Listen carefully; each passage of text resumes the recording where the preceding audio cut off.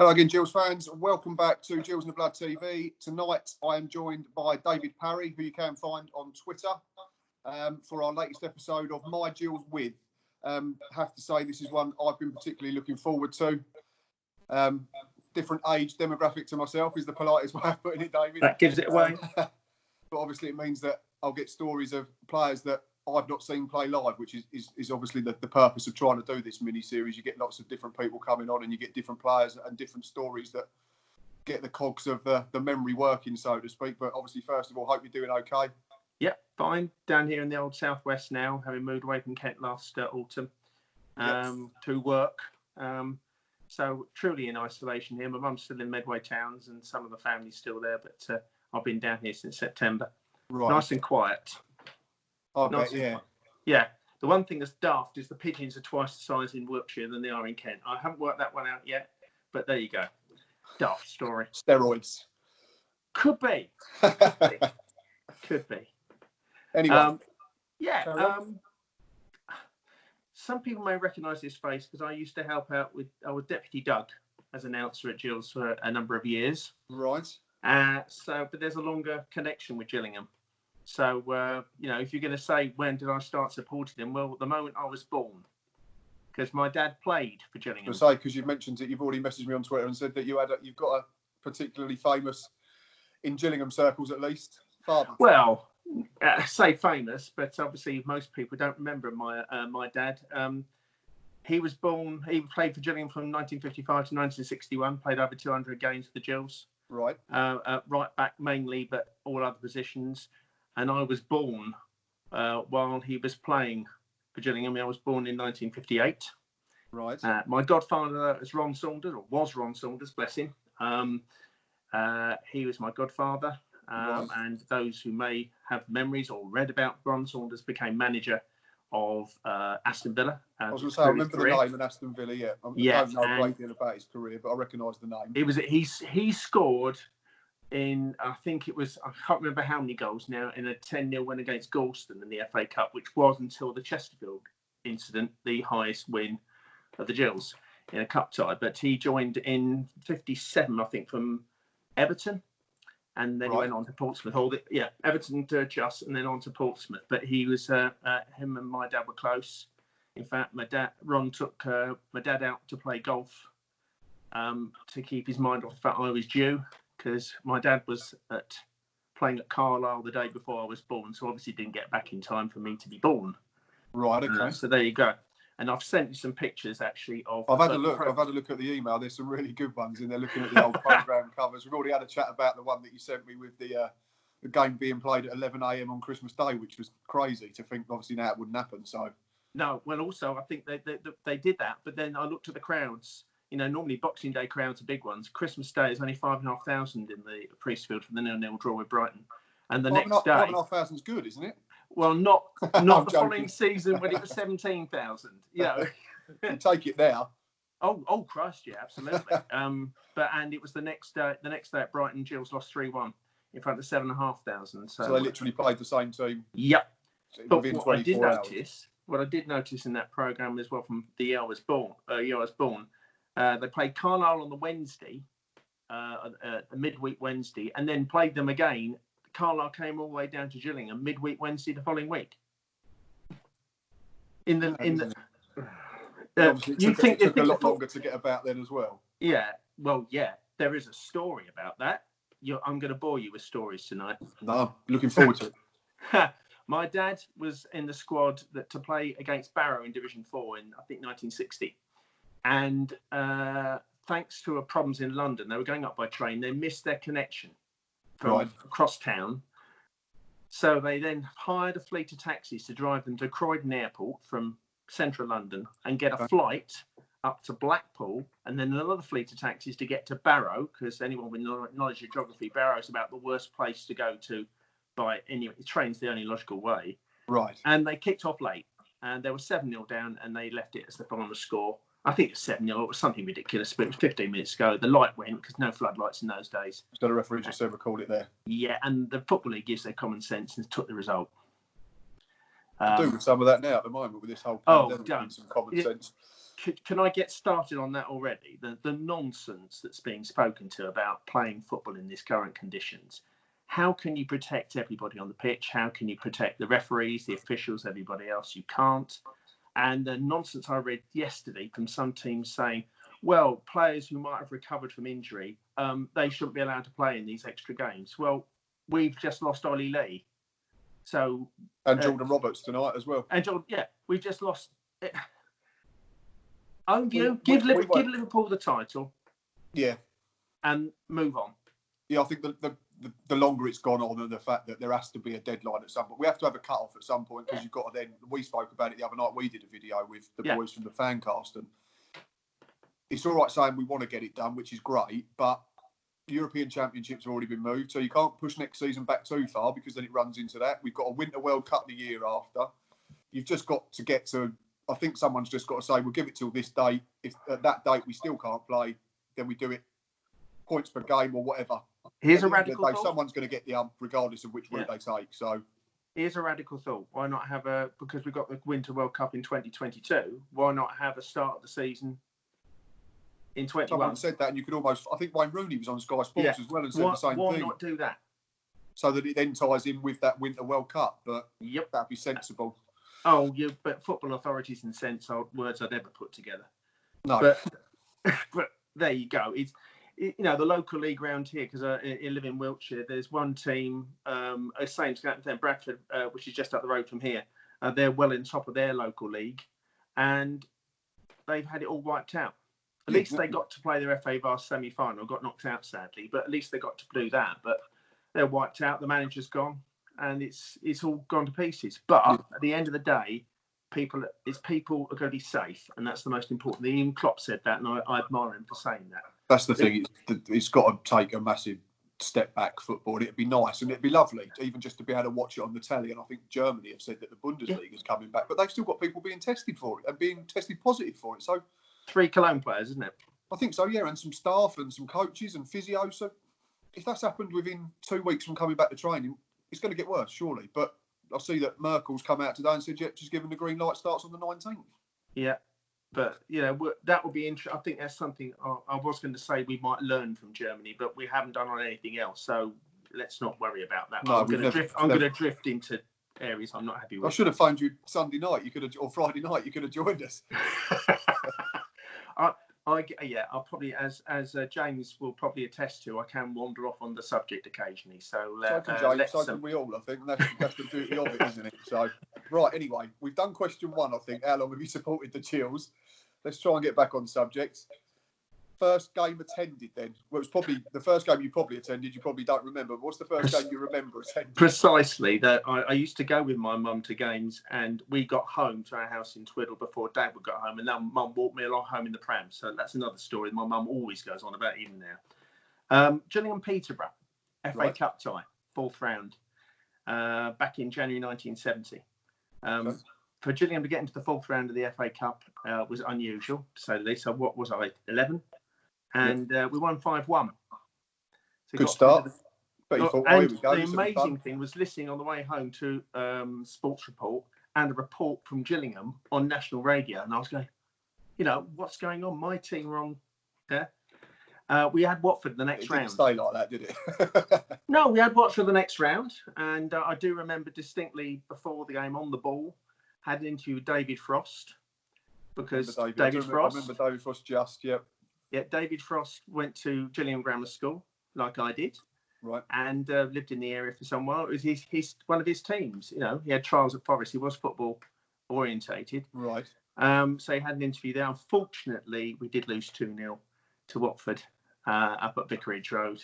And then they played Chelsea in the semi-final, and Chelsea won the cup in the end. So, but 4th round of the FA Cup, or to get to the 5th round of the FA Cup in those days was pretty good, particularly as the squad was particularly poor in those days. It was always battling relegation in those days.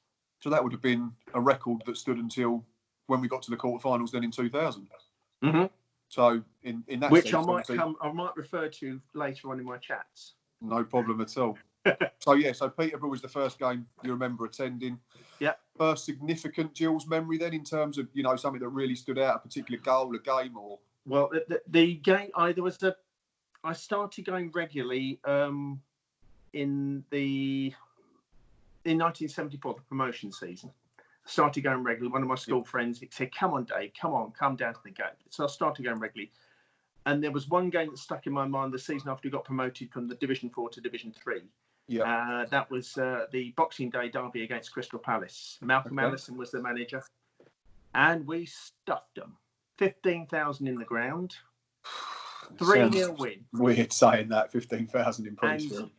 We couldn't move in those days because that was the joy in those days. We used to stand at the Gillingham end first half and then go behind the back of the Gordon Road stand, the old Gordon Road stand. And you'd be able to walk all the way around. All the way around and go and stand the Rainham end second half. So, and also from my point of view, it's quicker on the way home. But we weren't allowed to move because it was all ticket. Oh, right, okay. And there was one game, I will mention him now, but again, he'll come up and mention. David Shipley was the centre back in those days. His son played Neil played for Crystal Palace. And Southampton, I think, quite a lot of them. And Southampton, yeah. Dave Shipley was an absolute man mountain, 6'4", 6'5", built like the proverbial. Yep. He used to head the ball further than people could kick it.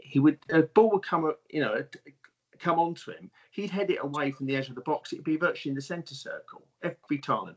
And these balls back in them days were like, oh yeah, well lead. Yeah, they like were balls. Well, not quite as bad as when Mel Mann was playing, but bad enough. Oh yeah, that was the thing when they used to have the old. Was that when they still had the old lace in them, didn't they? Yeah. I remember seeing interviews of old players, and they said if you edited that on that bit, you'd see it, and you'd have like a scar on your forehead for about an hour. Yeah, absolutely. My dad had a few scars from his times at Gillingham, but I'll tell you that one again in a minute. But Shipley decided to go on a run in the first half, second half, just on a run.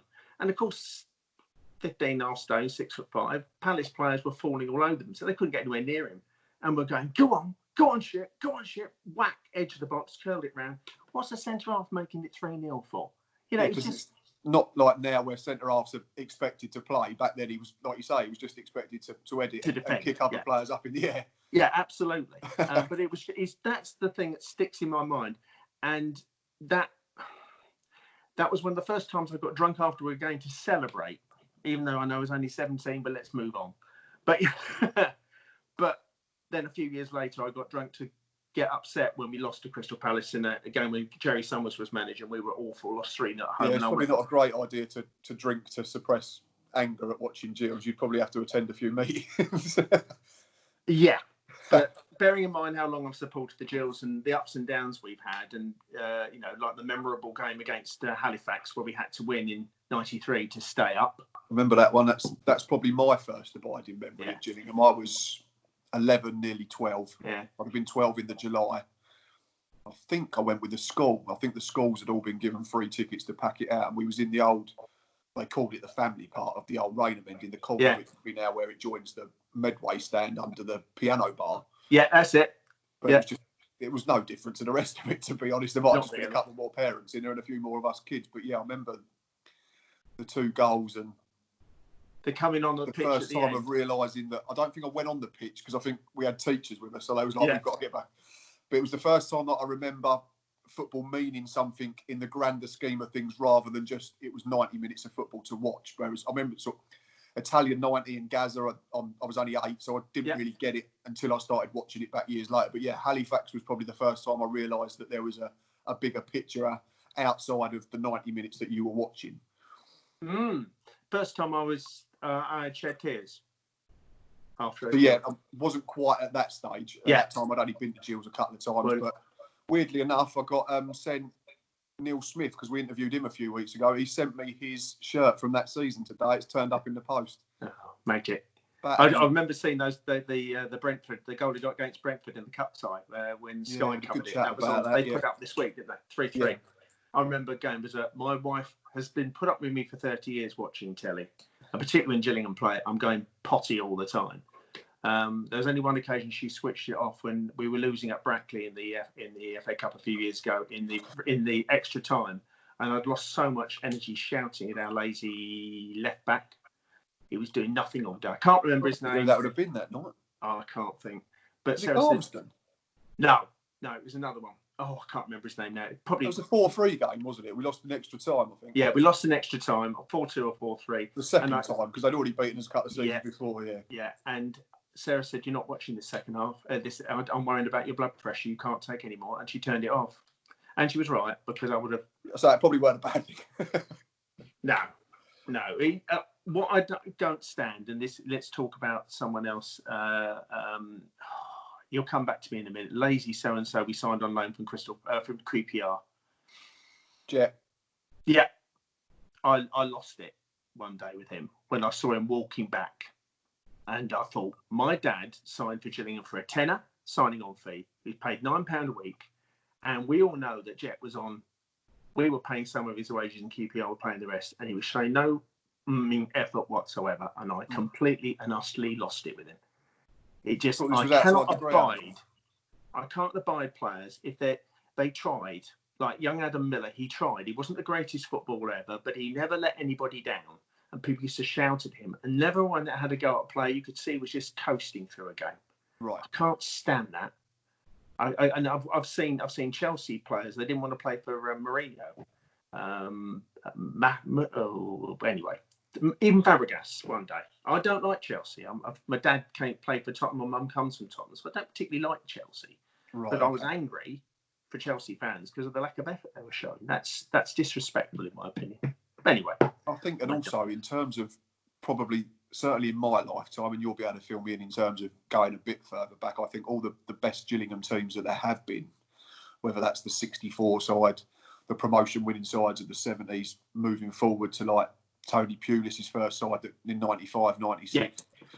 The one that he built that obviously went back to Wembley, and then Peter Taylor took over the Martin Allen side, the Mark Stimpson sides. I think the fair thing to say about them is that we had quality to a degree, but I think a lot of success for most of them teams was built on the fact that everybody was in it together and everybody was willing to run through a brick wall. Yeah, and everybody being it together. I remember Gary Richards picking up that injury.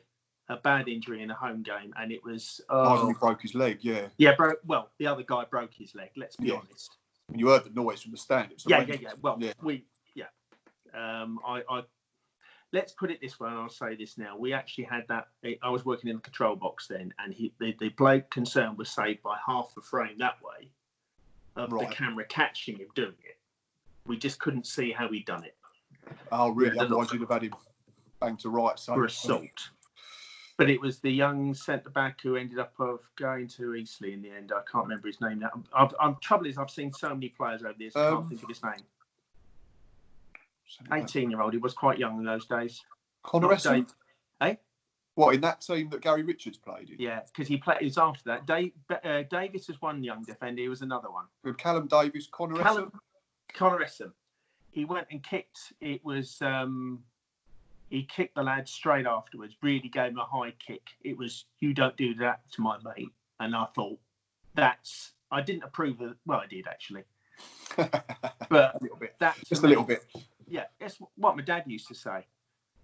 He would... he got away with it, I think, in those days. When he played, he used to tell me, when he played against right wingers who were fast, he'd try and give them an early kick. Yeah. And see what happened. Yeah? And what he prayed for, that the winger up against him thought, I'm not fancying this, and go over the other side and torment the life after the left back. Switch sides, switch wings. But if he came back, he thought, oh, we're in for a long afternoon here. But yeah, that's what my dad told me later on. Right, we're wandering on. Next. No, it's fine. Right, we've done memory then. So that was Shipley's goal, Yep.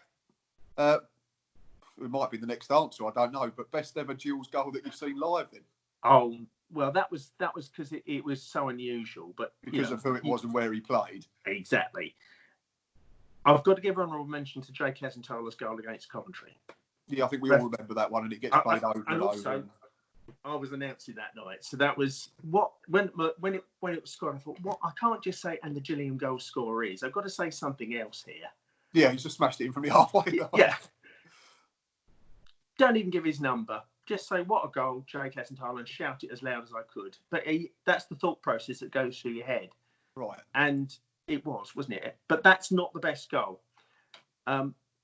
I'm going to mention Bristol Rovers a couple of times here. We must go without mentioning that the importance of the goals were Tony McDonald's goals against Bristol Rovers in the season we just avoided relegation. I missed that game. I was in Germany for my stag do. Stag do, and what was the other one you were working and you missed the Sheffield United game? I saw you. Yeah, I used to work in a pub, so obviously couldn't get Saturdays off. So there's like plenty of seasons from sort of 2010 right up to probably 2014 where I barely got to games. I missed pretty much all of the championship winning season in League Two. Because Saturdays, I'd only been there a couple of years and I couldn't get out of work on Saturdays. It was only when I'd been there a while and I then trusted staff to work for me that I started going back again. So, yeah, I missed the Sheffield United one. I wouldn't have been able to get out of that anyway. We was hosting a beer festival. We always hosted a beer festival that first weekend of the season. I think I was the only Gills fan that prayed for an away day first game of the season. And I think I've said it a few times on videos. I went to go to run across the road to the garage at half time to grab ice and looked, about 20 minutes in, I looked at my phone, 2-0. Twitter's broken. I better check Sky Sports. That says we're 2-0 up as well. And then when I checked it full time, about 7 o'clock, I probably looked next. 4-0. And then everyone was like raving about Bradley Dack on Twitter. And I didn't get to see the goals until about 1 o'clock in the morning. So, missed that and was in Germany for Cody's double, which turned out to be his last 2 goals for us as well. Me and Stocky and Boz were at the back of a German-speaking Borussia Dortmund stadium tour, going absolutely mental, and the poor fella running the tour didn't know what was going on because we were getting super excited about something on a phone. We were going super excited in the box that day. That was the other thing, to work in that control box. Sometimes the jobs I was doing, you have to behave yourself, but there were certain occasions where you couldn't help it. Just can't, no, you couldn't. But going to Bristol Rovers, this is a memory that some people who are old enough will remember. We signed Terry Cochrane under Keith Peacock in the 80s, in the mid-80s. A wonderful player, gifted player, could do things totally out of the ordinary. And we were playing Bristol Rovers in a game just around about the Christmas time. And he was just about on the halfway line. And it wasn't a high lob. Oh, no. It was a driven lob. And I can remember the goalkeeper, Ray Cashley for Bristol Rovers, sort of going around like that, trying to get back. It was just brought everyone off their seats. A wonderful, wonderful goal from a team that it's a shame that we've only got pretty poor TVS highlights of that side. I was going to say that's the disappointing thing because I probably won't be able to find any footage, if not, or like you say, grainy at best. You've got bits and pieces and grainy stuff, but that side was one of those you actually felt genuine excitement in going to see them play. I know it sounds a bit almost not twee, but it was genuine excitement. We all know as Gills fans, sometimes you go there for out of habit. Yeah, I've certainly done that for a couple of seasons up until this season. Yeah, that was it was just beyond turgid, and what I've said about lack of effort as well. I just thought, even though I was working at the Gills up to 2017, you just thought, this is an effort. But that was I was paying for it in those days. I wasn't working, but you just couldn't. I'd go to stupid places to go and watch them because I enjoyed it so much. You'd see entertaining football. Terry would get himself into trouble. You had David Shearer who would conjure goals out of nothing. He was a centre forward, wasn't he? Yeah. There was a rumour going around in one way that, particularly when he joined, the only way to get him to know which way to face was someone waving a Guinness behind the goal so you know which way to go. But that might be a bit unfair. But he was a hell of a player. I remember Terry Cochrane's pen picture, "What's your car?" used to be a Capri. Used to be. Yeah, because Shearer had wrecked it the week before. Ah, fair enough. But Terry Cochrane against Bristol Rovers, December 1984. We won 4-1, but that goal still in there. I can still see it going there. Wonderful goal. Wonderful stuff. Must be something about goals against Bristol Rovers then, because if I think I'm right in saying probably the week before Christmas 2017, Mark Burns was against Bristol Rovers as well. Yes. Yeah. And absolutely. We caught footage of that, and there's genuine disbelief on myself, Stocky and Boz's faces when he runs onto that and smashes that volley into the top corner. Just an unbelievable hit, and probably one that if he tries it 10 times, that's the only time it goes in. Well, it's a bit like Matt Fisher's goal against Accrington. Where was that?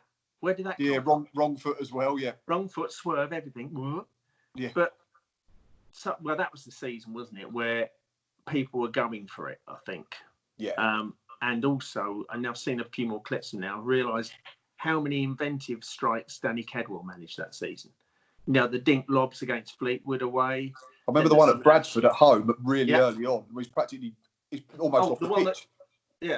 That looped over. Yeah. How on earth I think he almost runs into the front row of the Rainham, doesn't he? He's that close to the touchline. Yeah. I've forgotten how well. I suppose because the excitement of the season, you forget about the individual moments, and that struck me about Kedwell is how I wished we'd had him earlier, because I think he would have been a valuable asset to any side playing there. And well, for a start, he wouldn't have so far to go to a game, would he? But where he lives now. But all joking aside, what a made forwards play look very easy, Danny Kedwell. Yeah. It was very good for the. I mean, for the division we were in. But in 5 years, I think just over 4 years, wasn't it? So. Yeah. Again, I think his there were a number of departures. Let's not go into too much political details, but a number of departures from the team under a certain gentleman that worry me. That how bad things were. You look in hindsight at how many players we lost during the season following Cody McDonald's wonder strikes. It just wrecking that side. It was just disgraceful.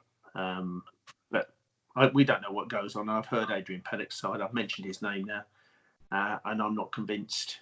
I'm not convinced that was controlled well from the club either. That shouldn't have been allowed to happen. I've spoken to a couple of players that were part of that group, and I've spoken to another one today. So I was a little excluded. Oh, I've put it on Twitter, but I spoke to Deji Osalage this afternoon. Oh, yeah. I asked him about it, and weirdly, I asked him about Jet as well. And he said, for him, in terms of training, he didn't have a problem with Jet at all. He said he just had that running gait that probably made him look a bit lethargic, looked lazy, maybe. But he said in terms of what he saw, he couldn't fault the guy. He said he had all the ability in the world, and he said obviously he should have played higher. And I think Jet probably would say that if you asked him that question, he had all the ability to probably play in the Premier League. And I asked him about Mr. Pennock's interview after that Northampton game, the final day of that season, when he was tearing up and getting very emotional on Radio Kent, and he said that he wasn't privy to anything in terms of divides or rotten eggs, bad apples, that type of thing in the dressing room. So he almost made a joke of it and said maybe it was me. And I wasn't aware because Adi thought it was me, but it's. But looking at Desi Osalage's character on the field, I wouldn't have I would trust what comes out of his mouth implicitly. It was never one I thought was. There was never any arrogance coming from him on Twitter or anything like that, unlike with other people around about that time. The greatest player we've ever signed. Having said that was a hell of a goal against Parry, wasn't it? But yes and no.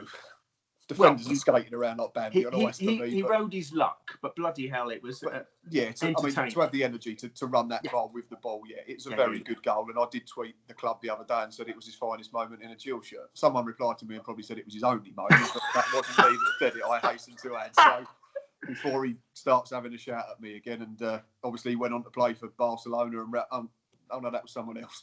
Yeah, absolutely. But no, back to Deji. Sorry, we've gone off on another tangent. That's the joy of these conversations, because what you're helping me do, Matt, is actually bring back the memories of the nearer games. I have difficulty remembering people's names because I've seen so many players wearing Gills shirts. Yeah, if you think of it, over 1,000 games probably I've seen. So it's got to be, and you see 11 every week, so they're not the same 11 every week. So No, they're not, and they're different performances, different styles, and also with the substitutes and the lone players. So there's more substitutes you have to worry about as well now. Back when you first started going, was there any subs or? Yeah, there were subs then. Interestingly enough, the first sub actually in Football League was Keith Peacock when he was playing for Charlton in 1965. You only had one sub in those days. So it was only one. Then did it just keep that? It went two, it went to two, and then it was two or five straight after that. No, it was three for a while, because it was three in the playoff final when we lost to City. Yeah. And then it went 5 and then 7. Yeah. But that's interesting. When my dad was playing, no subs in those days, and he broke his nose playing in defence. And the club chairman of those days was Dr. Grosmark, actually a doctor. And my dad was laid out on the bench in front of the main stand. And Dr. Grosmark said to him, hang on a minute, Bill, this is going to hurt. and put his nose back in place. And he played the rest of the game with a broken nose. They were made of different stuff back then. There's no it's doubt about it. Like Stevie Bruce. Look at the nose. When he first came to Gillingham, he didn't have that flat nose. No, now it's all over the show. Yeah. Yeah, I remember the season when he played in midfield for us. In those days, they give penalty points for bookings, and he got more points than we did that season. But he was he was a lot better central defender than he was a central midfielder, Stevie Bruce. But again, another one who wore his heart on his sleeve and never let the club down. Yeah, I wish it was just before. I mean, he was there when I was born, 82. I think he was there, and that was the year I was born. So it was. Obviously, he was established at Manchester United when I started, taking a real note of football. And obviously, that's when the Premier League came in, so it was all a lot easier to get hold of. Whereas I remember growing up watching, I think it was the Match on ITV. FA Cup Grandstand was, final day was a massive thing because you get to, Dad, can I watch football all day? Yeah, go on then. Yeah. So now, it was a huge thing, whereas now it's 5 now o'clock. It's negotiations for live football. Yeah. You negotiate your live football, don't you? Because there's plenty to see. Yeah. But yeah, actually, Steve Bruce was the question on what happens next once on Question of Sport. Was he? Yeah. We were playing Fulham in a cup league tie over Easter, and it was on Match of the Day. Right. And because it was Easter and a big crowd, there people let balloons go.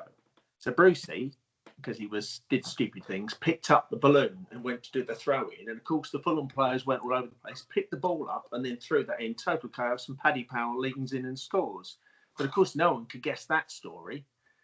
But I got it straight away, being the nerd that I am.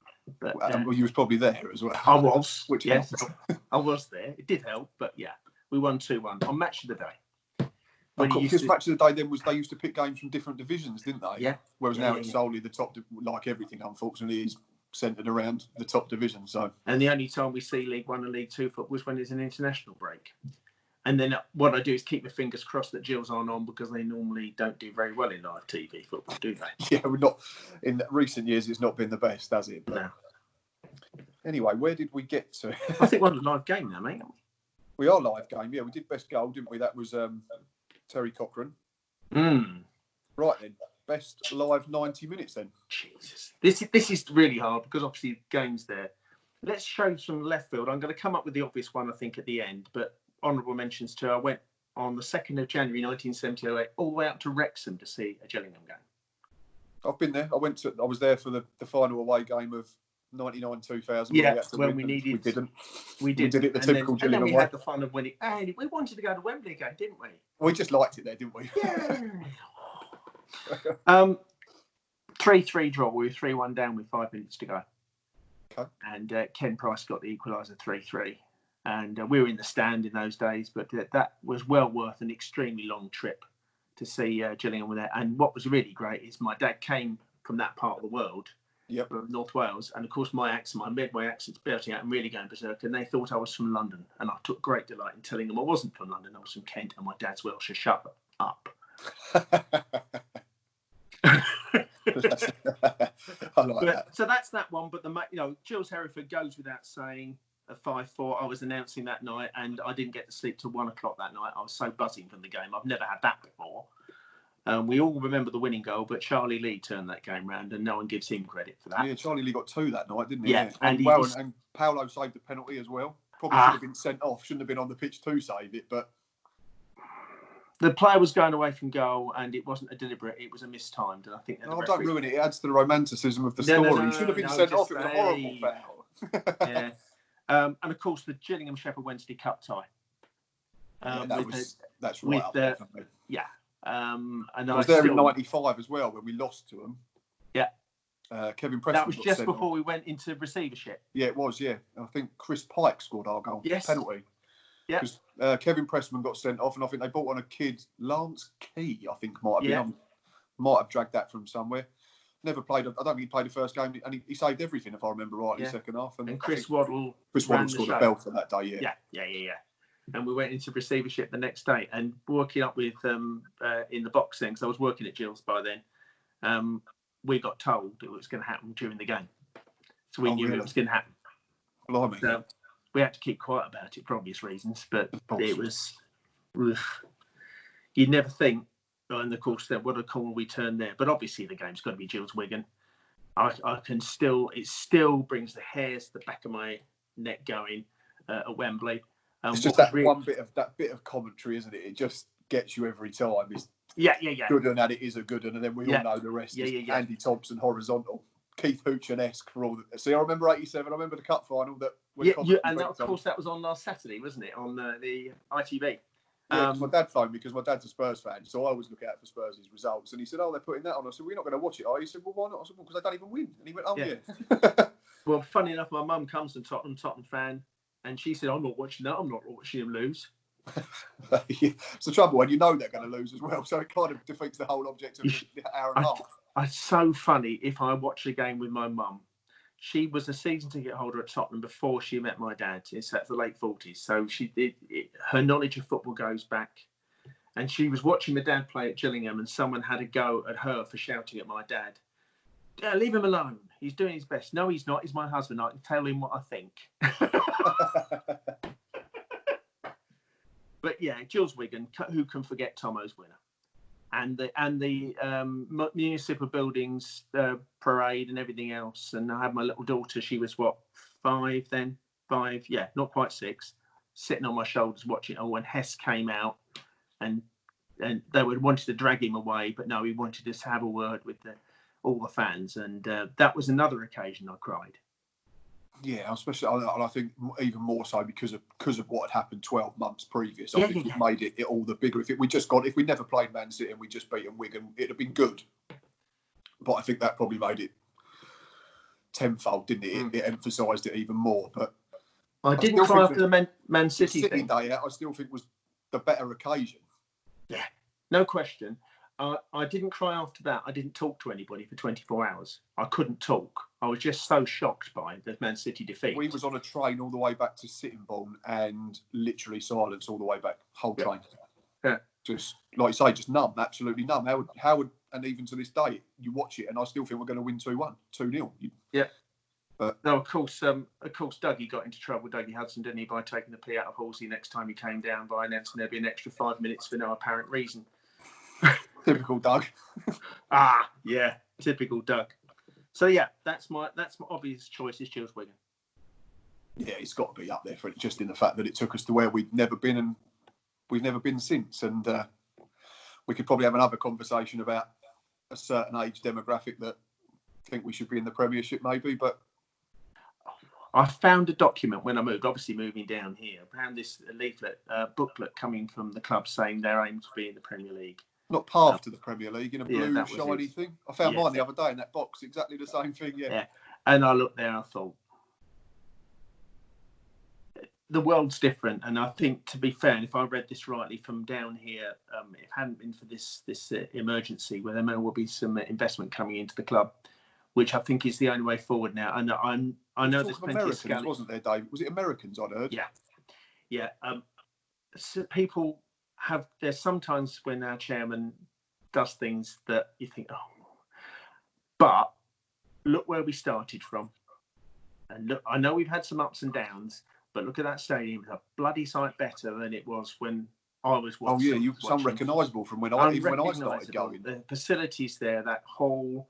The boxes, the rooms behind, there's still things run on a shoestring, but that's come through necessity because you subscribe to The Athletic. There was a really good article in there about the damage the ITV digital collapse did. Because it was upwards of £2.5 million that we lost, wasn't it? And it was an income of £3 million a year guaranteed for 3 years. And it was overnight that it went. We're getting it to we're not getting it to 105,000. It's a little drop, isn't it? So, you build the stand based on that. Everyone's saying the chairman. No, it was ITV Digital, Carlton and Granada who screwed the Football League. Yep. And they've never really recovered from that. I don't think so.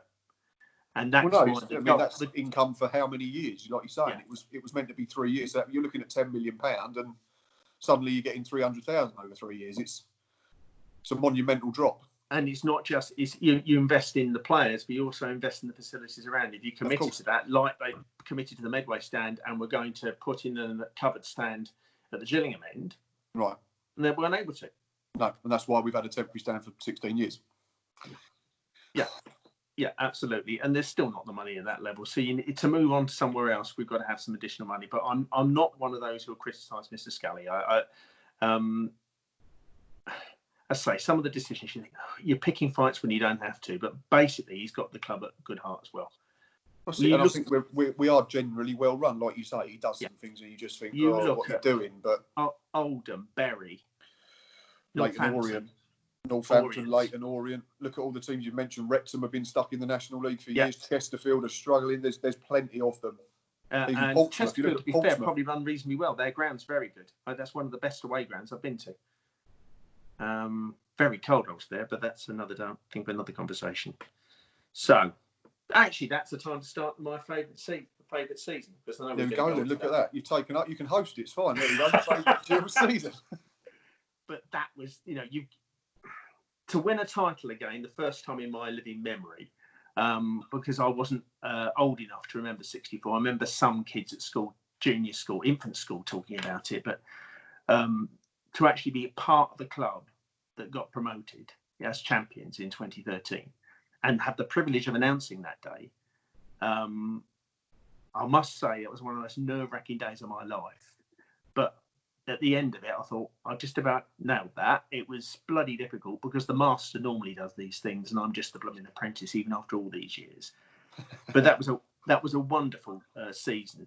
There were times when I thought we winced at some of the tactics. I think they did change their tactics the second half of the season and it didn't come off. But it was only the sheer will of the players who I didn't think, going back to my point earlier, they didn't want to let anybody down. Adam Barrett led by example. Leon Legge came in and led by Legge came in the January, didn't he, and really helped it out. And Dion Burton's finishing, Whelpdale, Matt Fish doing things that I didn't think he was capable of, but he did. Joe Martin was quality at left back. People tend to forget about him or sort of slag him off. And of course, the England's number one, Stuart Nelson. Fantastic, and a fantastic bloke as well. Really nice guy. Yeah, absolutely. And so that was a hell of a season. I would have possibly liked to have actually beaten Wimbledon. On the other hand, it would have sent them down. And I've got an affection for AFC Wimbledon supporters because they've gone through the, back to bad running of clubs. They've gone through the mill. I did until the last couple of times I've seen them play. I know. I know people who went to the game when the referee might as well have been wearing a blue shirt this season just gone when he both games this season were. I didn't see that away game were horrendous, but that was our last home game, wasn't it? Yeah, Wimbledon lost 2-1. Of course. Matt, I have to put up with watching Swindon highlights on local television, so please,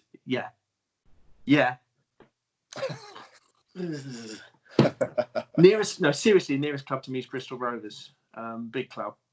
There's Chippenham and Bath who are nearer to me playing the National League South, but there's no one else. I tend to, if I do go watch football, I go down to the local club down the road. £5 to get in, £1 for a ticket programme, and £1.50 for a mug of tea that's actually in a China mug. Oh, there you go. Can't be bad. Can't be bad. And you end up talking to away fans from Tavistock and Plymouth Parkway and Bradford and the like who just love their football. The games aren't particularly good. You end up having banter with the linesman. He said to me one day that their goalkeeper was trying to take a kick well ahead of the line. And he's going, goalie, back you go. And I started laughing. He said, they're like little kids, aren't they, mate? The linesman turned around and told me. There's 70, 80 people in the ground. It's nice to get back to that level. But I do miss the bigger stuff. But there you go. It's work. I'm down here, and that's what I've got to put up with. Season. But you mustn't also forget that I mentioned earlier there's 1999-2000 season. Peter Taylor changed the side very subtly. Yep. Brought a little bit more quality in, but he's still got the best out of the players. He kept the team spirit going, which is to his credit. And I was pleased for him and the club and the chairman, as well as all us long-suffering fans, to finally get that chance to be in the promised land.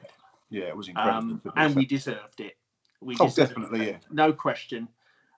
It was ironic, isn't it, that Wigan ended up in the Premier League with about half a dozen fans, and there we were with 48,000 at Wembley, They had about 9,000.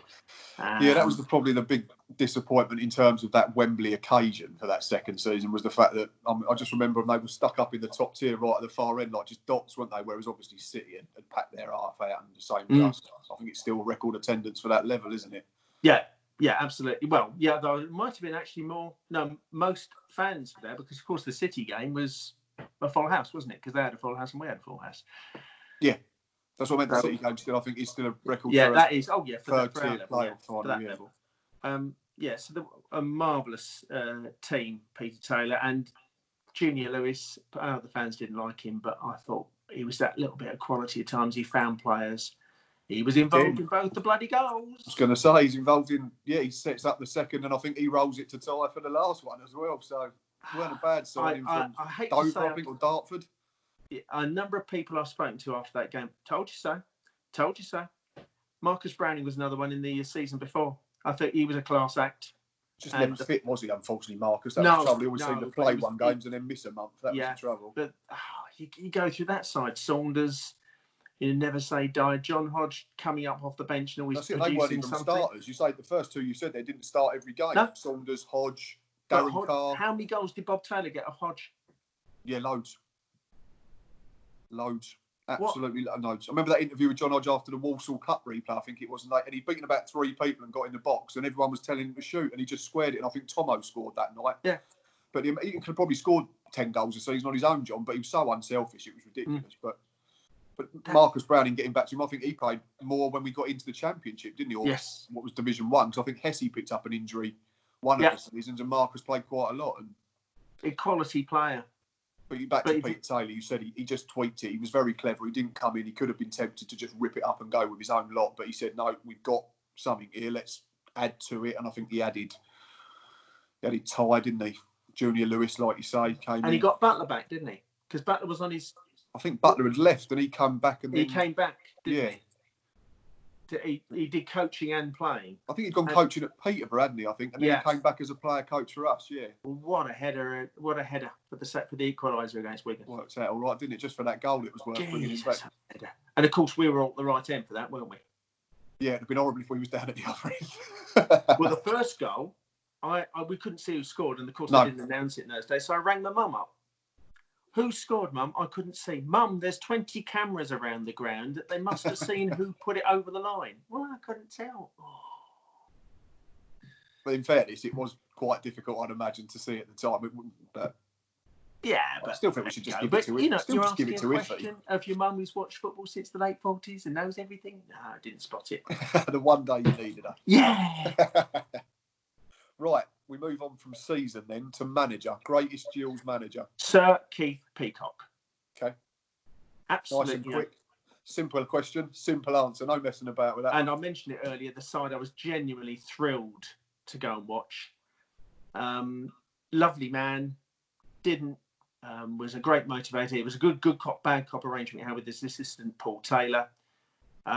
He got the best out of players. He chose players with flair, but he also invested in players who were going to do things for him.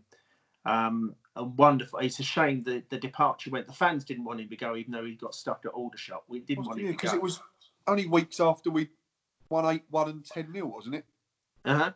Which was... I do remember saying when we were winning 10-0 to someone, I think I'd like to save 5 of these goals for later on in the season, please. Because you could have helped him out a few weeks later, All right, we panic bolt Mark Cooper. I don't think that was a good buy because in those days you could lose players quickly. Use some of the money from the Cascarino sale for that. But that was a hell of a team. Oh, Dave Memmott, Cochrane, getting the best out of Derek Howes for another few seasons. I remember him playing against Walsall 5-2, and the wonderful Freddie Barber, the Walsall goalkeeper, who was a cult hero of ours, even though he was played in goal for Walsall. One year he came out with a monster mask on, running up to the Rainmen wearing a monster mask and then waving his bum at the crowd. They loved him. They loved him because he was an honest. He showed respect to the fans, but he still did his best for his team. And I don't think there's enough characters in the game now. What do you think, Matt? Not enough of them. No, you're probably right in terms of, I mean, even going back to when I was growing up, you don't even get the likes of like the Gazzers now. You know, come back from a World Cup and stick on a pair of fake boobs at an airport and stuff like that. But then again, it comes, I suppose, the game's completely changed now, hasn't it? They've not robots, but the last character we had was Southall Trigger. Yeah, he was iffy as well, maybe to a degree. Yeah, but yeah, in Trigger, terms of, they're all... Trigger had, because he used to do daft things and still, but I love watching him play. I love watching it play because he is another one that gives 100%. Trigger, absolutely wonderful player. But there you go. Yeah, very, Keith very Peacock, good. no question. Honourable mention to Tony Pulis for getting us up, but I didn't necessarily like the tactics so much. I felt sometimes I cringed at some of the crunching stuff that he encouraged. I'm a bit more of a purist for footballer, for watching my football. But yeah, Keith Peacock, without question. Honourable mention, of course, to Andy Hesenthaler, who kept us up against all the odds for so many years. Yeah. By leading by example, but Peacock, no question. Can I ask your thoughts on the current man in charge? I was horrified when he was appointed. Okay. Because I felt he had disrespected Gillingham fans when he was at Crawley. Okay. And wasn't particularly complimentary when he was at Rotherham. But he's won me over by the way he's won the fans over.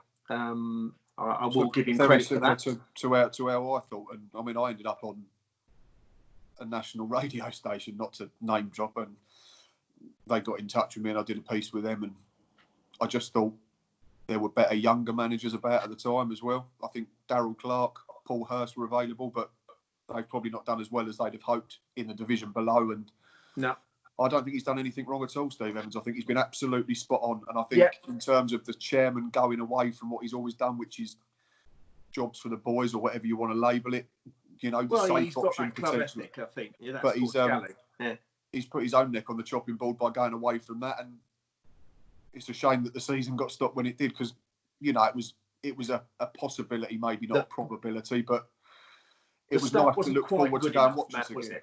Sorry, the start wasn't quite good enough. We left it. We're probably just 6 points too far behind at this stage. That was probably I think then the Blackpool game and the Tranmere game early in the season particularly stick out, because if you should win both of them from 2-0 up, then you got 4 more points. We'd have been 3 points off the playoffs, I think, rather than 7 or 8. And I think now teams were getting frightened of Gillingham. Yeah, I looked at the way Appleton behaved in that Lincoln game. The away match when Steve Evans was quite right to call his team out for their disgusting tactics and their behaviour and their tackling. And what an idiot Appleton was trying to take Steve Evans on, doesn't he know? He's not going to win anything like that. No. And I'll give Evans his credit. He gives in public, when the criticism's there, it is measured criticism. It is not slagging players off, but makes it a team thing. We didn't quite do this, we didn't do that. And he'll praise the opposing side. But if one of the team does a good job, he'll praise them in public. And I think that's to his credit. And he certainly seems to have a reaction with the fans. Yeah. So he's won me over as far as that's concerned. But I will say I had reservations. And I was quite horrified because having worked in the control box at times, some of the chaos that had been caused by Mr. Evans' behaviour made my day far more stressful, and I was probably a bit more personal. It's a bit like other managers made my life more stressful, and I'm not going to say names because that's not the time or place. You can't go on. Give us initials then. MA. Mad hard work. Hard work. Made my life absolute hell the day before we played the Wimbledon game in the championship to win the championship. Oh, really? Yes. Control freak. You do your job. I felt like saying, you do your job, sunshine. I'll do mine. Let me do mine. Yeah, fair enough. We'll leave it there. But he was. We'll move away from managers then. And we've mentioned a couple in the next question. Cult hero. So again, it doesn't have to be, the best type of player. Just someone that made you laugh, that you enjoyed watching. Oh God, we mentioned characters. Shipley is definitely there. No question. Adebayo Akinfenwa. Okay. Didn't expect that one, I won't lie. Because he's the opposite of what you'd expect a modern footballer to be. I suppose in that sense, he shouldn't really... When you look at him, you hear people say, I can't play because I'm too small to play football. You see people, I got rejected because I was too short. But to, be that size, you think he should probably be don't know, like a wrestler or something ridiculous. There was a story when we signed him first time. Someone in the club told me that they were doing the pre-match, the photos, and there was a mad panic. We just signed him the day before, and they couldn't find shorts big enough. So they rang up the kit supply and said, "I want XXXL. What have you signed Akin Fenwell then?" Was the comment that came back from the kit supply. Yeah, we have. Here's another one, left field. Paolo Gazzaniga. Okay. Made an impression on me. Yeah, he wasn't there long, but he's done all right for himself since. We still now, our family, when we see a goalkeeper catch the ball and fall forward with the last 5 minutes to go when you're winning, we say that's doing a Paolo.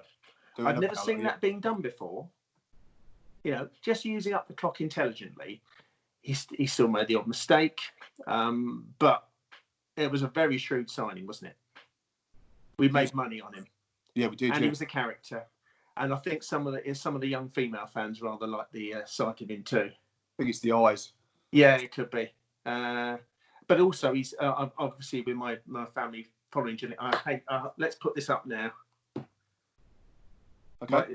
Yeah, because my dad having connections, mum having connections, I've got Tottenham connections as well. So I see some of the things that Gazzaniga does at Tottenham on the charity side, and he's an awesome lad. He really is. Good stuff. Yeah, I follow him on Instagram, and he comes across as, lots of photos of family and. Yeah, there's a young lad, a young Ollie Ciparoli had a really bad head brain problem last year. Paolo found out about it, got the club to sign all things, then introduced him to Poch. So Poch showed him around Wembley. Poor lad. He's getting better now, but Paolo started that all off, and that's something else. But brilliant. The obvious cult hero is not someone who plays. It's Doug Hudson. I mentioned him earlier, didn't I? Go on then. Well, I was understudied him. You probably know him better than anyone. So. Oh, what a wonderful man. We have done so many, particularly the early days, not so much now, but some of the things we used to come up with when we were working closely together. I remember one year, April the 1st, the Channel Tunnel was being built. And we decided to announce that because it was easier playing teams in northern France, we were going to play in the French League from next season. Not play Hartlepool, Carlisle or Darlington. Well, it would be quicker. You're right. Yeah, and of course, so we did the announcements in English and French to warm everybody up for this. I've noticed. Who was it he done? Oh, he did. Whose name did he announce in the last couple of seasons? He'd done it in some weird accent. I can't think who it was. He does Max Aimer Wunderbar, doesn't he? He goes for that one, but he does take the. Oh, he might have done that with Max. I think. I'm trying to. I can't remember, but I was in the crowd and I looked at Boston Stocking. We were both like, "What is he doing?" he takes the P brilliantly, but yes, we announced it was the Premier Avril at half time, and the early days of the international weekends. We came up with announcements. We invented scores in the Premier League, or it was First Division in those days. Charlton 4, Manchester United 1. We announced. And we got a cheer for it. And then there's people in the main stand turning around going, "There's no games today." But people and fell of course, for it. The classic ones, which are slightly un-PC nowadays, Carlisle's disgusting away kit, in the yellow, amber, green, and red, or something like that. Oh, the old Eddie Stobart one, yeah. Yeah. And Carlisle's kit, designed by Stevie Wonder. Yeah, you're probably not allowed to say stuff like that. There was another one he did, was far more on PC. In the cup tie, we were playing Bradford City, and he announced that we were trying to recruit Gillingham under 12s, trying to get more kids involved. So he said, "So if your name's not Gary Glitter, here's the phone number." Yeah, again, you definitely can't say that now. You can't say that now. But he's calmed down, but he's still, to me, he is Gillingham personified, and he's appealed to generations for years. A long way to continue, and it was actually he's pretty much all I remember. Is Doug, yeah. The privilege of working with that guy, his sense of humour, his sense of decency, he is a cult hero as far as I'm concerned. No, it's a really good one. Really, really good one. That's a bit sentimental. And talking of sentiment, let's just chuck this in now. Can you see that? Okay, yep. That is a Gillingham FC Blazer badge. That was my dad's. Okay. That was in my pocket the day we played Shrewsbury in the playoff final for a very good reason. Right. My dad had passed away on the Wednesday before the game. Oh, no. So Sarah, my wife, found that. I didn't know she'd found it. Okay. And she just slipped it in my pocket at the ground. My family insisted I went. So as you can imagine, when we won that game, I was very tearful at the end. But that was a remarkable experience, and the club were brilliant. When he was 75, I asked if someone could sit here. I asked at the club, can he go and sit in a sponsors box? Yeah. And Gwen rang me up, Gwen Pointer, and said, no, chairman wants to sit in the director's box and have lunch with him before the game. So Paul Scully invited him there, and Dougie mentioned his name, and he waved to the crowd, and he rang me up in the evening, quite tearful that the club people still remembered him. And when he did pass away, the media guys were brilliant. I let the club know, and in amongst getting ready for Wembley, they still had the decency to put out a memoriam thing on the website, and I'm eternally grateful to the media team for that as well, showing my dad respect. But it's 11 years ago now, mate, so it's a long time, but still happy memories of seeing my dad. I don't remember him playing for Gillingham. Margate I do, but not Gillingham. But yeah, 200 games is not bad. His testimonial, by the way, was 200 quid. It's ridiculous now, isn't it? How long does it take Ronaldo to earn that? About 3 seconds? Yeah, 200 quid. We managed to buy a new car. Well, a second-hand car with that. It's a different world. Absolutely. Right. Absolutely. From cult hero then, David, we'll move on to the greatest ever Gillingham player you've seen. I imagine. Gee whiz. You're really giving me some problems, aren't you? Sorry. Thank you. I'm not really at all. Thanks, pal. Well, I've got to say Bill Parry for a start, because even though I didn't see him play, I've got to mention the old man again. Now, honourable mentions to Simon King, underrated player. His performance against the so-called dangerous Holt against Shrewsbury will obviously live long. Yeah. I think they found the story was they've actually found Greg Holt in the changing rooms at the end of the game because he was still in Simon King's pocket. Well, I did ask if he'd let him out when I spoke to him about 3 weeks ago. So, and he said no. Just did, the modern era Bradley Dack. Yeah, phenomenal. Phenomenal player. Matt Jarvis, modern era. Yeah, played for England. Yep. And the pace, seeing some of the goals, the pace he had. Well, it's just that thing that he scored the same goal all the time. It was go on the outside, duck inside onto your right foot and whip it in the corner, but fullbacks still couldn't get to it. They knew what he was going to do, but they just couldn't stop him from doing it. Yep. And if we're going to go to the Pulis ages and Taylor ages, Ashby and Butters, unbelievable central defenders. I'll chuck going back to the old, that as well. Damien Richardson from the old days. Yep. Okay. Quality player.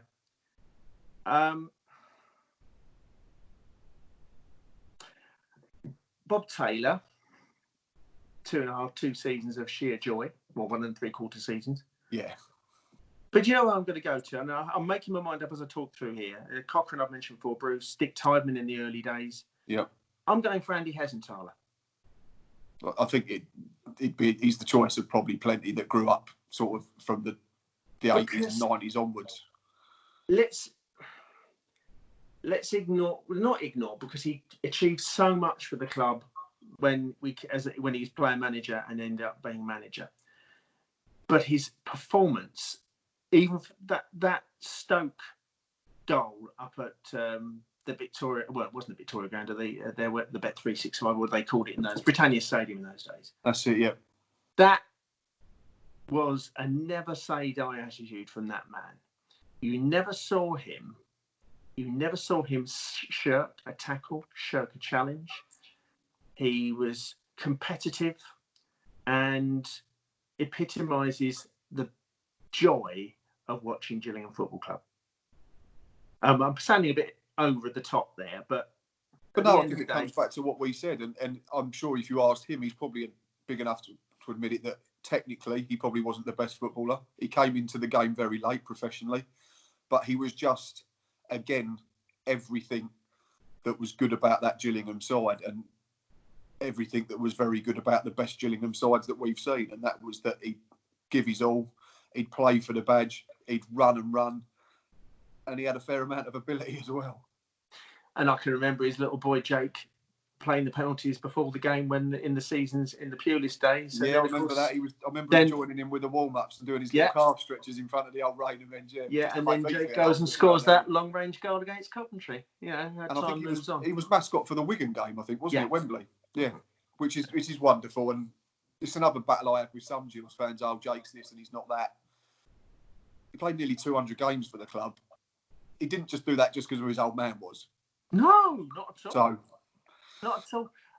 Again, I thought he was another one of those hard done by. I didn't think he deserved to go. I'd have kept him. Yeah. I haven't even mentioned Jim Stannard, Paul Smith, Simeon Jackson, Steve Bruce, Mark Weatherly, Danny Kedwell. They're all players. Notice none of those there, and none of those players were players who actually slacked. No.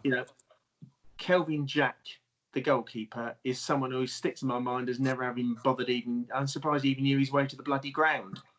And don't even get me started on Mark McCammon. We probably should swerve that one or we'll end up in trouble. We will. But, again, back to my point earlier on about people trying. Of course.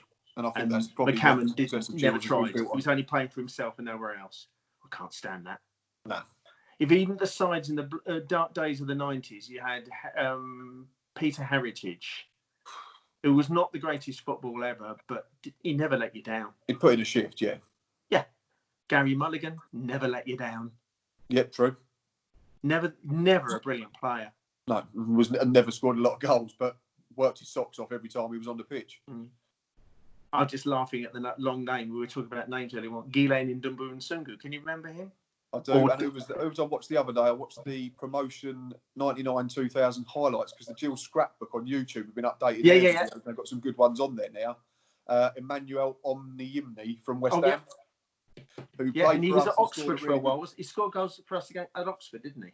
Or did he play for the Managerial, ran down the left-hand side and flicked it over the keeper. But he's more famous for them playing for West Ham in the semi-final of the League Cup against Villa, and then they had to replay it because he was cut-tied, and Villa won the second game, and they never got to the final, West Ham.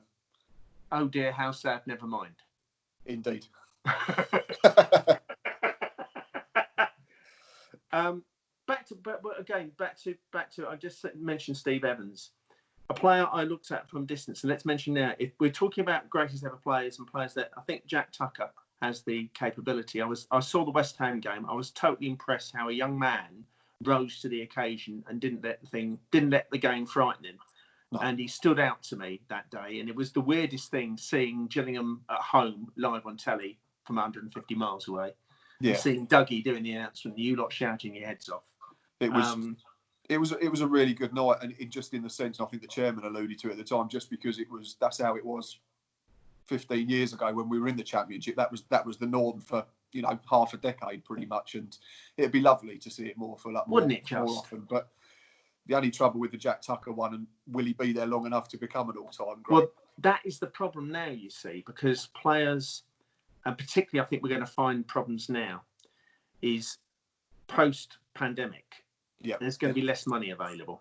So I think if an effort comes in, we might have to bite. We might have to. Off. Yeah, we might have to just stave off, or it might be if the investors still want to invest, we might avoid that, and that we might be to our advantage. But lots of clubs are going to be running on far thinner squads. Yeah, I think you'll be seeing a lot of. And there's going to be a lot more youth teams in there and loans. And I think Evans is the sort of manager who can wheel and deal, because that's what he's done this year. But that concerns me a little bit. About we said 5 years in the Championship. That was basically because we kept the core of players going in, slowly adding players in, didn't we? Yeah, I think right up until the season we went down, when I think a lot of them were probably past it. Yeah, absolutely. But before that, we was clever. We added one or two. We let one or two go. Like I think Asaba went. We had Marlon King, or we bought in Giapua. We bought in. Chris Hope was probably but even if you go back to Pulis was very good in that first season where he brought in everyone to do a job for 12 months. Yeah. But then he very quickly changed it and phased it out. Jim got a couple of years. Dave Martin was only there a season, wasn't he? Literally, but he did a 12 months. But he was a brilliant captain. Yeah. But again, he's in that old school mould of, I'm going to go around and kick everyone up in the air, and then I'll give it to Mark O'Connor, or I'll give it to Leo, or I'll give it to Dennis Bailey, and they can go and win me the game at the other end of the pitch. And there's the other thing again about teamwork and defending players. That I'm sure you can. Well, not you're quite old enough, but probably not. The tackle on O'Connor in that game against Fulham. Yeah, horrendous. The bloke trying to pull him up was only because I think that was Jim's first season, wasn't it? And Jim had to come in and get involved with people that he classed as friends. But it was a horrible, horrible tackle. Yeah. Ian Branfoot, a disgusting, vile team. Fulham, they were just an awful side. And all right, they changed managers later on, didn't they? Keegan came in with the money, but that's unforgivable. But what I know, the telly afterwards had to go at our players. No. Not when you see the replay, and let's not, just in case Mark O'Connell listens to this at some time. I don't want to talk about that, but that absolutely disgusted me. But I want about dirty players, but if someone's defending someone in your team from something like that, I haven't got a problem with that at all. Well, of course, you're looking after your mates, and I think as Gills fans, we'd have been probably more concerned if we hadn't run over and tried to. Yeah, that was disgusting. Trying to drag him up by shirt collar, and when his legs in about 100 bits, I think it was. Well, he hardly played, did he? I think he come back a season or so later and played a couple of games, and that was it. I think he's still in the game, and I'm pleased for him because again, another one. Was he at Stoke with Tony and Lady for a while? I think, wasn't he? But I think because someone said to me the other day, Tony's in America at the moment. He's assistant in one of the MLS sides, but I'm not sure which one. But I don't know about that. And of course, see who's Ronnie Jepson's assisting somebody, isn't he? Sorry, wait, I saw him on telly not too long ago. That was a strange appointment as well. There you go. Who was the manager from around that time that passed away? That was Neil Cooper. Yeah. Well, had a fall at home. Yeah. That was a strange squad. That wasn't it? He was the fella that brought everyone out of Scotland, wasn't he? Yeah. Tony Bullock stands out. The goalie who couldn't catch, kick, or save anything. He was all right. You're being a bit generous, Matt. I said apart from that, he was all right. Yeah, there was a few in that period where, I was quite glad that I probably wasn't getting to as many games as I could.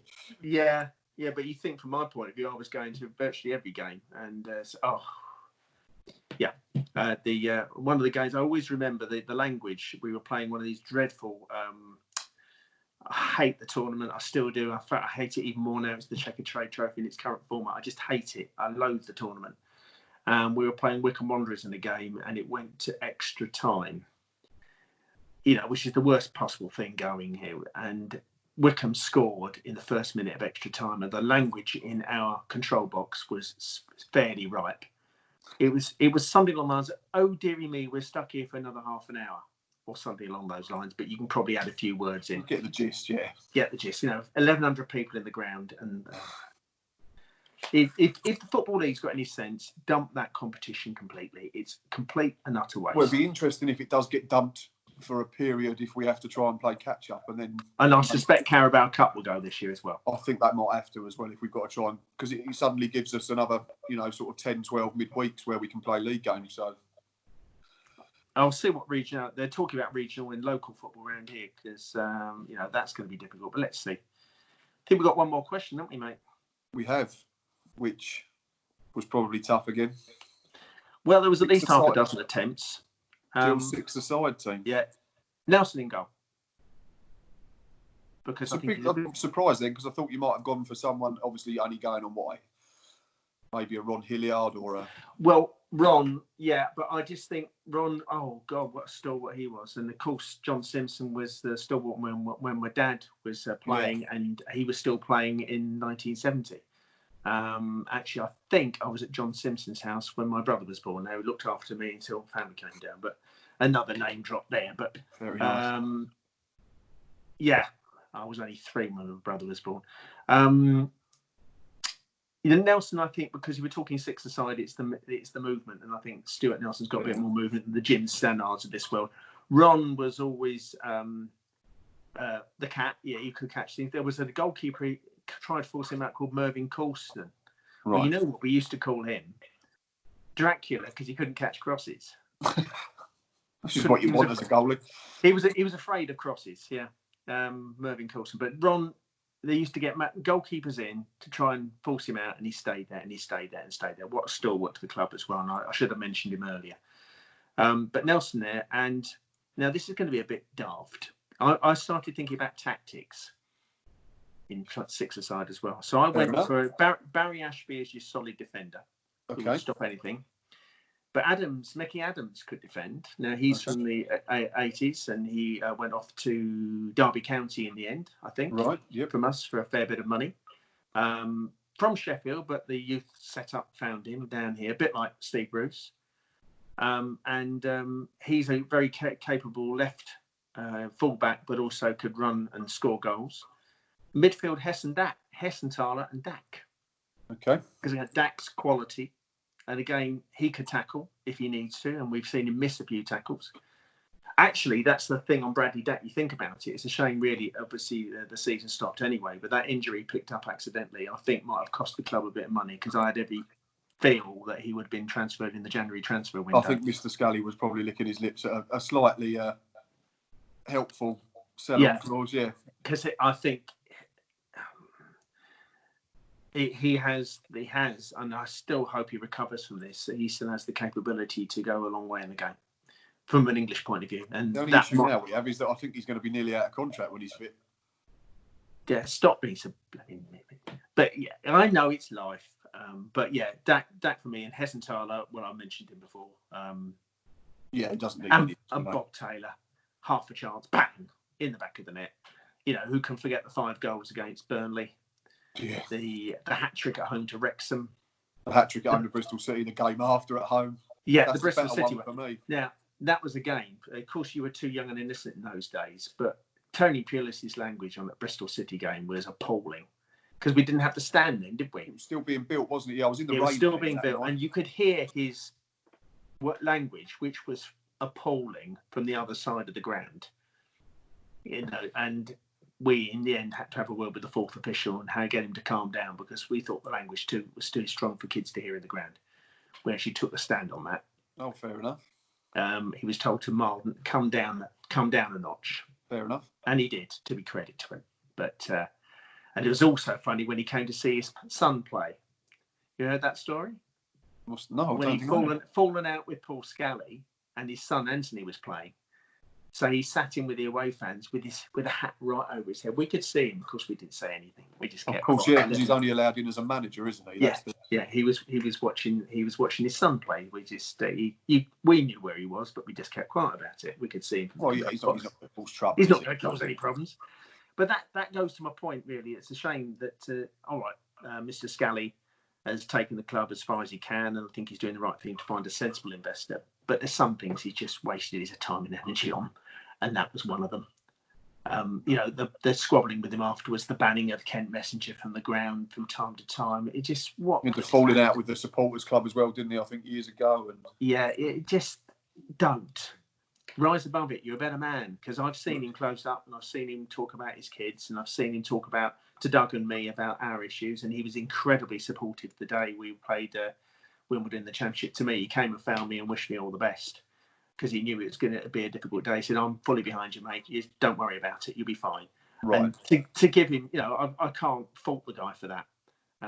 But I genuinely hope if he finds something, he takes a sensible step after his health issues to actually take a bit of a step back.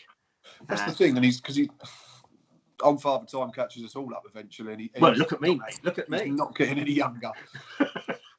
But if he's still enjoying it, then enjoying it. Right, but just take some of the stress off you. But yeah, I think, in fairness, I think Tom Lawrence has really helped since he's came into the. I haven't seen him in action, Matt, so I don't know. No, obviously don't see anything up close, but in terms of the season ticket deals and stuff like that, it seems that at least it's pressure off Paul, and he doesn't have to deal with it on his own. And clearly, someone he trusts, because he's tried that in the past, and they've ended up, he's not quite worked. But I think Tom Lawrence, from what you're saying, seems like he's someone who's got a good working relationship with the chairman. So long may that continue. Indeed. Right. We've talked a hell of a lot, haven't we, mate? It's been really good. I've really enjoyed it. I've just looked up. It's the first time I've looked at the clock. That's 80 minutes.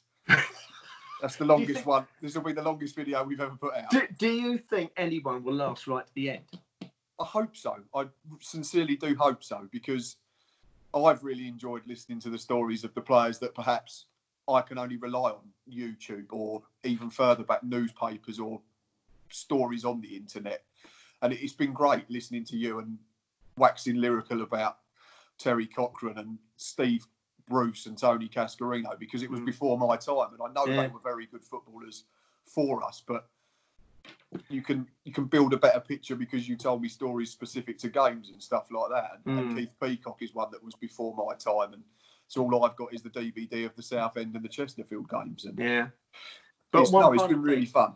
Yeah, one final thing. Good. I've enjoyed it too, Matt. Really, sincerely having it. It's nice you reminding me of things. Back to my old man again. Something he always told me as a player when he left the game, and there were any people wanting the autograph afterwards.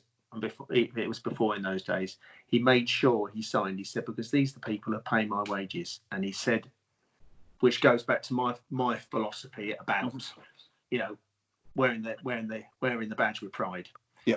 It chills me when I see some of these players further up the league in the Premier League on 90,000 a week doing the old kissing badge nonsense. Yeah, I'll forgive Alan Shearer for it because he comes from Newcastle when he was there. I got that. Yeah, I understand that. I can even understand Lampard doing it for Chelsea because they're long enough. Yeah. But someone who's been there 5 minutes starts kissing the badge. Well, then leaves 5 minutes after they've done it. Yeah.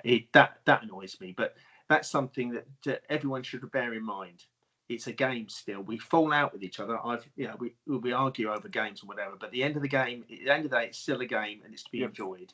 And hopefully it won't be long before we can get back to enjoying football again. We're all safe and sound. Totally agree, and I think that's a good note to finish this interview on. Then, David, like I say, I can't say it enough. It's been a real pleasure. No problem at all. You take care. Gills fans, you know where we are. We're on Twitter, we're on Facebook, we're on Instagram, we are on YouTube. David is on Twitter and Instagram, I believe, if you want to go and follow him. Please keep staying safe, and until next time, up the Gills. Up the Gills.